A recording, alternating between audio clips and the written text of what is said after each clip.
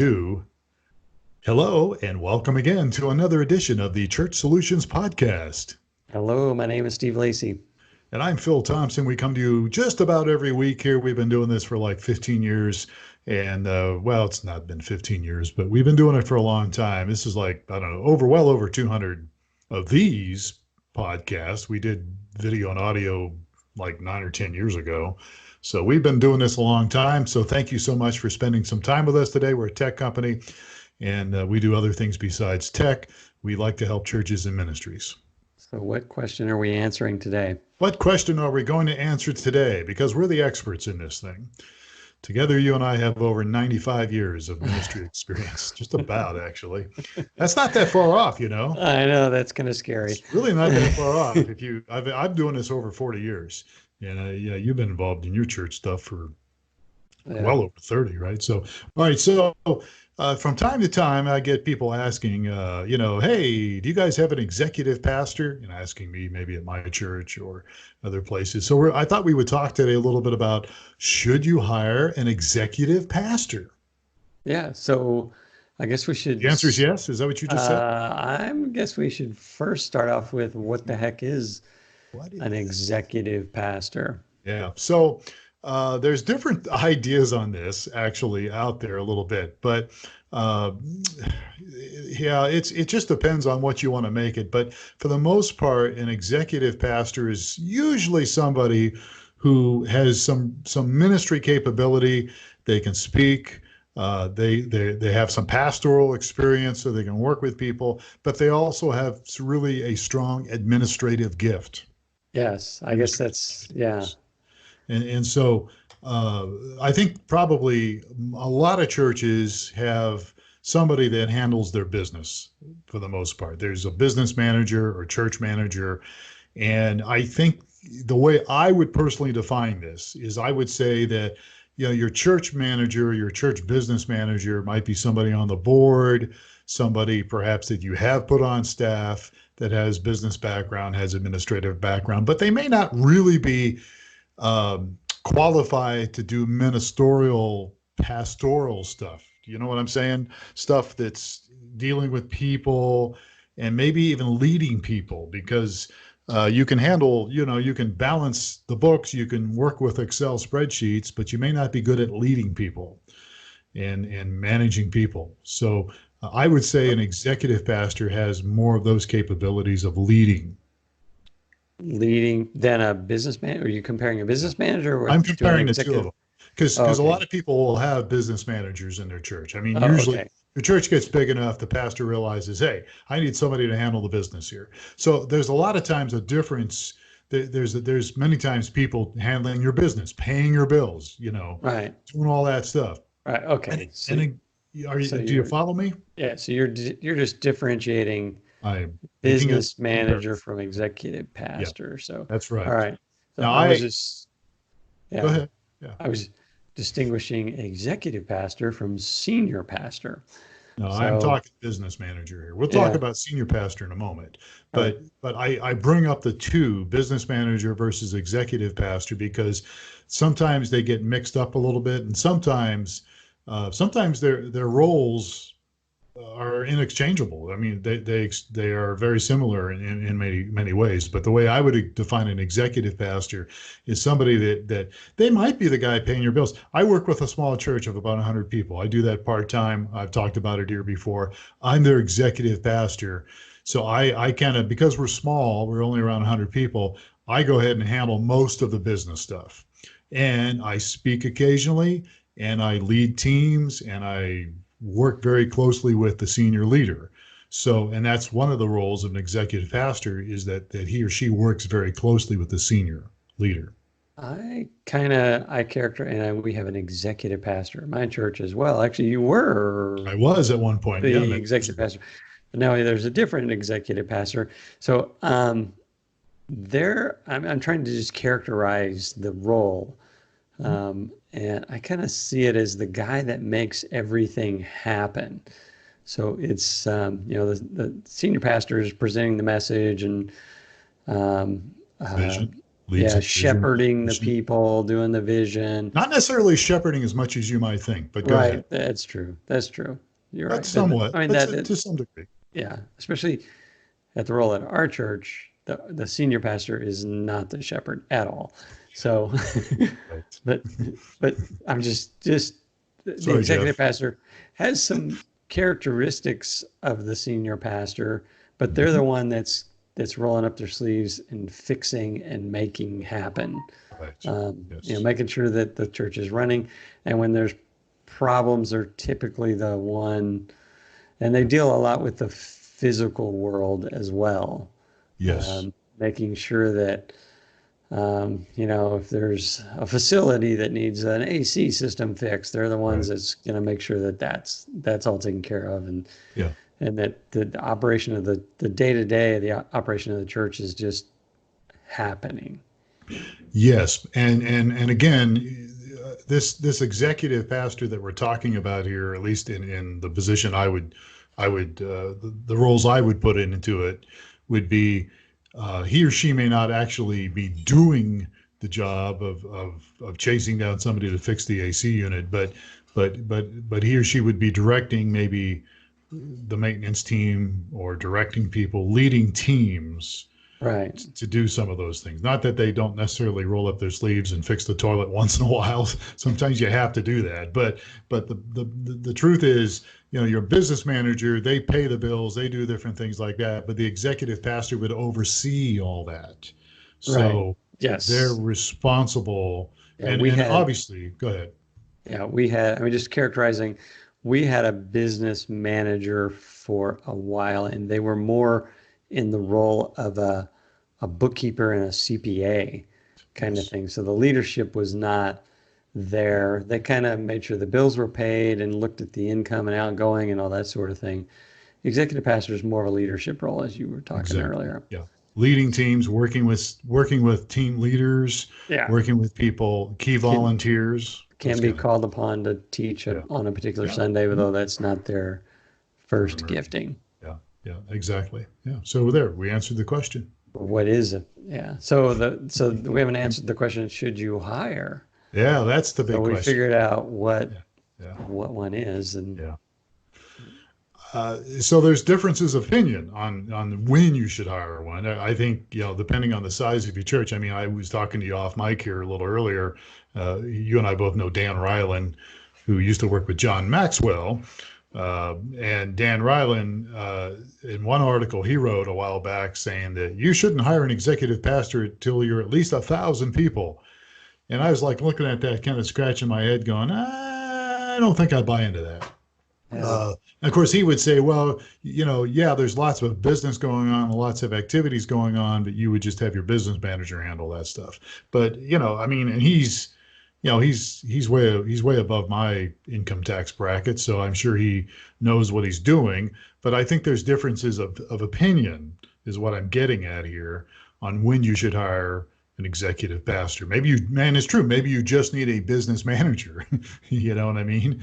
But I think what I would say, and you feel free to pipe in on this, I feel like the executive pastor kind of comes along and stands beside the senior pastor and really helps the senior pastor in a lot of different areas, becomes his or her right hand person to really uh, implement the vision, you know, right, implement yeah, the leadership, yeah. So the senior help pastor's communicate. Yeah, coming up with the vision, and the executive pastor's executing the vision, yeah, make it happen. exactly. Execution. It's all about execution. So that person, you know, has to have some good communication skills, has to have, you know, they have to be able to get up and when called upon to speak, maybe not always give the primary message, but get up at maybe certain points during the service or certain days where we have services. That person has to be a good communicator. They have to really understand the vision and the mission of the church. They have to really be on the same page as the senior pastor, the senior leader, because the last thing you want is somebody to get up and send mixed messages, you know, to the congregation, because they're either not on the same page or they don't fully understand the vision, or whatever it is. That person has to understand their role. The executive pastor has to understand what their giftings are and their roles are. And to me, it's a very, I'm just, I've been a senior pastor for almost 8 years, but I've been an executive pastor a lot longer. And to me, it's a very vital position because you have to have a lot of giftings. Not only do you have to, be able to speak and communicate well, but you got to work with people, and you have to have good people skills. And that's not always something you get from, not to knock business managers, but some people that are, X's and O's and numbers people, they aren't always the best when it comes to relationships and dealing with people. So you've got to be able to do some of that and work with people, so that you can implement, the vision of the church. So, speaking of that, there's typically the executive pastor also typically has some, I don't want to call them technical skills as well. But they're just a lot more multifaceted than. They can be, and I think they're always underpaid because of that. Well, and obviously I'm in it, and so I'm going to be a little biased, but I think because of that range of, they have to have a range of understanding. And again, the senior leader, that person is called upon to really help bring the vision of the church, prepare, messages that inspire people, that motivate people. They do need to have a lot of giftings and energy to be able to implement those things. It's a gift. I mean, being a senior pastor is a gift, just like being an executive pastor is a gift, just like being a deacon is a gift, or of an elder or something in the church. We have to understand our giftings and be able to function in that role. And not that you don't step outside of that once in a while when you're called upon, but to me, it's an important position that you got to have an overall picture of what's happening. And so, again, delegation is very important as well, because, I've got this little church that I work with. It's 100 people, right? You would be surprised, and I'm sure there's people out there listening to this podcast that would agree with me. You'd be surprised just the amount of activity and amount of things that 100 people can throw at you. It doesn't seem like a lot of people maybe to some folks, but there's a lot going on, and you've got to be able to manage that stuff and delegate to other people to handle the requests and things that come up. So here, we'll switch topics here, or so moving on here. So we're talking about when should you hire an executive pastor. So I know there's a school of philosophy that John Maxwell. What's hard for me to say John Maxwell, because I worked very closely with a guy named Tom Maxwell for many years, so getting the two confused. And John would advise that you want to put your staff in place and grow into it, right? He would say he would be one that would be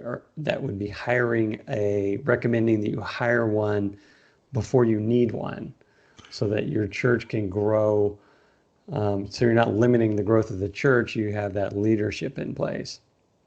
Yeah, and that's kind of the philosophy I remember many, many years ago working with your senior pastor, Jeff Love, back in the mid-90s, and we had that same exact discussion.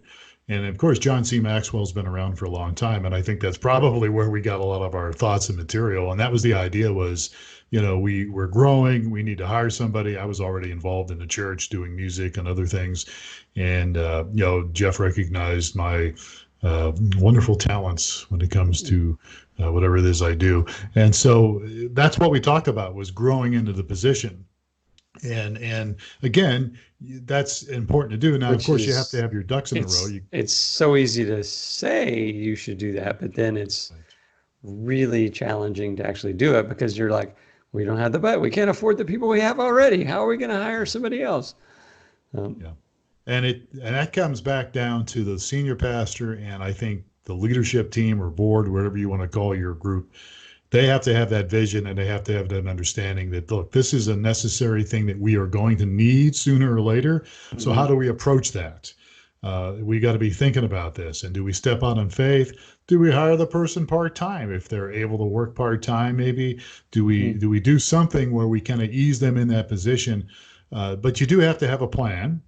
And again, we're talking about planning for the future here. So, you got to be thinking ahead. And again, the role of the senior leader has to prepare people for that.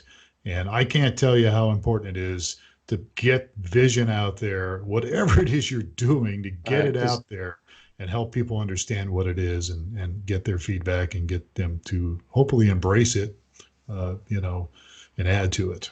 All right. So I guess in one sense, you got to step out in faith to execute the vision you have in place. Right. Otherwise, it's going to be the law of the leadership lid, or what's the John Maxwell? That's another one. This is a John Maxwell day here. Yeah. Yeah. You're never the law of the lid. The law of the lid, isn't it? Yeah, that's related, I guess. It's your organization will never rise above the level of your leadership. Right. So hiring an executive pastor that was focused full-time on a particular role is raising the lid of your leadership. It's equipping the ministry to grow into it, even though you might not have the budget or it seems like a real stretch. So, so that's right on. Yeah. So, where do you find, or what makes up a good executive pastor? Are they a particular Myers-Briggs personality, or is there a certain skill set that comes with them, or, Yeah. Well, as we were saying earlier on in the podcast here, they've got to have some administrative giftings and skills. Mm-hmm. And so, Myers-Briggs temperament thing would probably be a good thing. What's yours? Yours and I are very close. I can't remember. What's your Myers-Briggs? What's your initials? Can't remember. I am INTJ. Yeah, I think that's what I am. INTJ, or what's the Feely part? I might have an F in there somewhere. They couldn't decide if I was F or if I was J. Is it maybe? I don't remember now. Well, J is the numbers. Judging. So okay. I am definitely judging. You may share that with me. Yeah, you are very good at judging people. And I cannot even remember what I can't remember. STJ. But. We should have probably done a little research before we did this podcast. But I think, they've got to have administrative skills. They've got to be able to juggle things. But they also have to have the ability to work with people closely. And there are lots of people that have administrative skills, but they're just not great at working with people. They don't have the gifting. Now, can you learn that? Yeah, you can learn it. And I've learned a lot over the years too, that I'm much better with people now than I was 10, 20 years ago or more. But you've got to be able to empathize with people. And so you've got to have that characteristic, that quality. You've got to have some people skills to do that.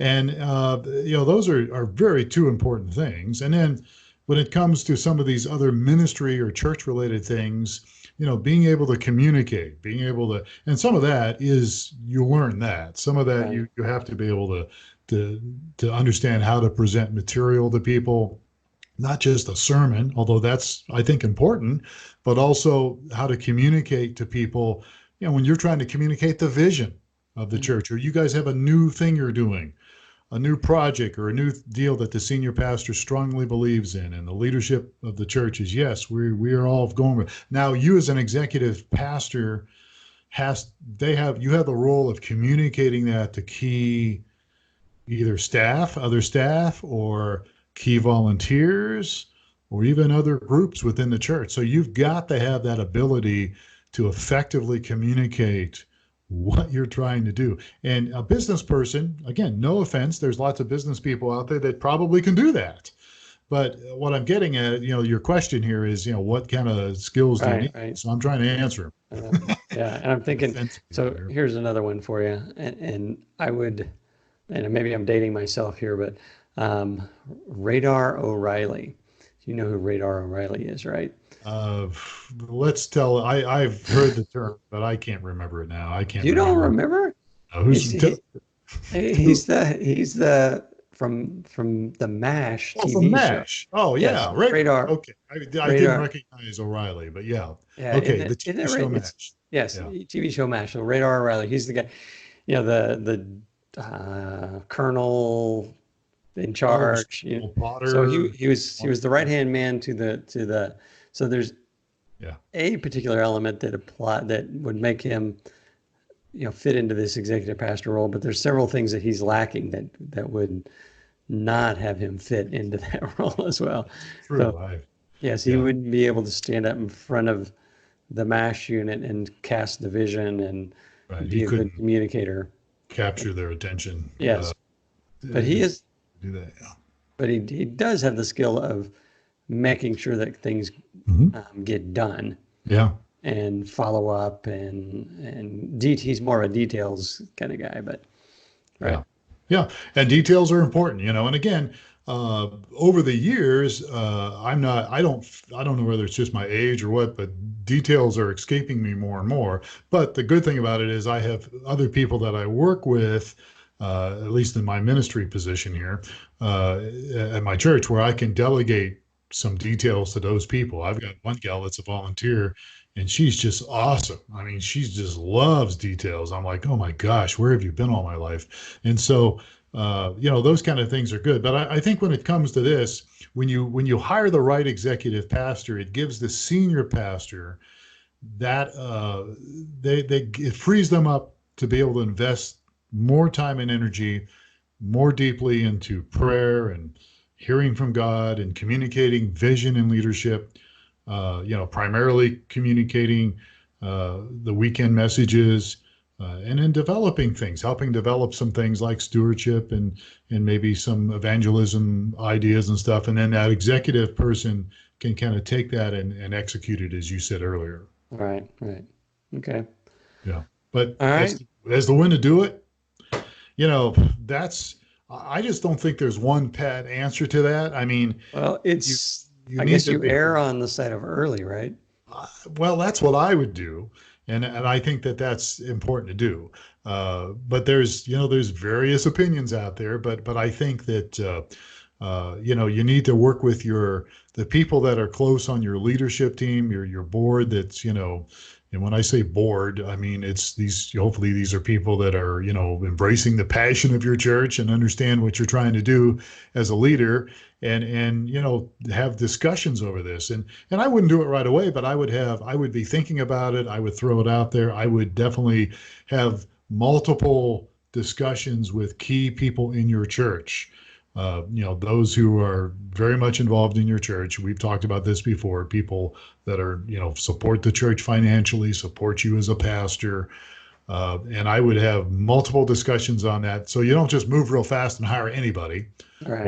or anything like that, but you take your time and then you kind of vet that person correctly. And then, hopefully that will, but it's not an easy move. I mean, we just said that it's not an easy move, but as your church grows, things have to change. And this is always the thing that most people have a problem with is, oh, things are changing. Well, that's part of life. Everything in life changes, and change is really not that hard. It's our resistance to change that makes it hard. And so we have to be able to communicate to people that, hey, look, we're changing, we're growing, we're moving in the right direction. Or maybe we need to start moving in the right direction, so we need to make some changes. And that's where you have to prepare people for that so that they understand, okay, yeah, things are going to be a little different. Now I'm not going to be able to just run to the senior pastor every Sunday with, maybe a question, or I can't always run to him or her with some details because that person now, that senior leader is no longer handling that. Right. Now you go to Phil or you go to Steve or you go to somebody else. That's the executive pastor. And that's hard for people sometimes. I know when I came onto this church about 7 years ago, it was hard for them. It was like, oh, I got to talk to Phil Thompson about this? Oh, no, that's right. You got to talk to me. And so, yeah. So now I'm pushing it off on other people. But still, I'm kind of overseeing all those things. Anyhow, I don't know if that helped. Hopefully this helped. I mean, I think it's just a very important thing. We're all about, we do tech, we do streaming video, mobile apps and all that, but we're all about helping the church, and we're all about, hopefully enabling you as a leader, as a volunteer, to grow spiritually, as well as your church to grow and reach more people. And that's part of the deal, is hiring the right people. All right. All right. I think we beat this one, haven't we? We beat it. We beat it. Did you hear my desk squeaking? Was my desk squeaking at all today? Not too bad. Well, now it is. Now it is, because I'm moving it. Yeah, it's wooden. Humidity. All right, folks, we'd love to get your feedback on this. Here's how you contact us. Support@streamingchurch.tv. That's one of our deals. Streamingchurch.tv. And I always forget to say this at the beginning of our podcast, but we got a new website, so check it out. Just go to streamingchurch.tv. We've had it up for a little while now, but check it out and tell us what you think about it. Streamingchurch.tv. And we'd love to get your feedback on this podcast, on our website, on on the shirt I'm wearing today, whatever it might be if you're watching this on video. All right. Okay. We're done. You gonna wrap it up for us? All right. He is Steve Lacy. I am Phil Thompson. Thank you, folks, for the privilege of your time. We're very grateful that you spent some time listening to us. Hopefully it's been helpful topic for you, and we'll catch you again next time, if I can talk, on the next edition of the Church Solutions Podcast. Take care.